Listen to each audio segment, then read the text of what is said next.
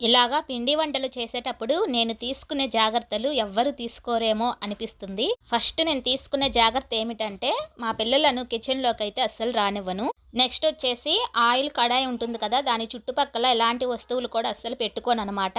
మూడోదొచ్చేసి ఆయిల్‌లో తీయడానికి కావాల్సిన గరిట, ప్లేట్లన్నీ కూడా రెడీగా పక్కన పెట్టుకుంటాను. ఇవన్నీ అందరూ చేసేయే కదా అనుకుంటున్నారా? అసలు సిసలైన జాగ్రత్త ఇక్కడే పాటిస్తాను. ఇట్లాగా ఆయిల్‌లో ఏదన్నా వేసేటప్పుడు చేతిని ఎంత దూరంగా పెడతాను అంటే, అయి వేయగానే పక్కకు గూడా పరిగెడతాను. ఒక్కొక్కసారి చింది నా చేతుల మీద ఎక్కడ పడతాయో అని భయం. ఇంతకు నేనేం చేస్తున్నానో చెప్పలేదు కదా! తోటకూర పకోడీ. ఒక్కొక్కసారి అనిపిస్తుంది ఈ ఆయిలు నేను ఏదో గత జన్మలో శత్రువులయ్యుంటాము. అందుకే ఎప్పుడు పిండి వంటలు చేసినా నా చేతుల మీదే పడుతుంది అనిపిస్తుంది. ఆయిలు బడినప్పుడు ఏం నొప్పనిపిచ్చదు గానీ, 3 డేస్ తర్వాత నీరులాగా పొంగి ఆ చర్మం అంతా లెగిసిపోయి, బట్టలు ఉతికేటప్పుడు, గిన్నెలు కడిగేటప్పుడు నొప్పొస్తుంది చూడండి. అప్పుడు అనిపిస్తుందనమాట. ఇక్కడ మా పాప మీ అందరికి హాయ్ చెప్తుంది. ప్లీజ్ హాయ్ చెప్పరా?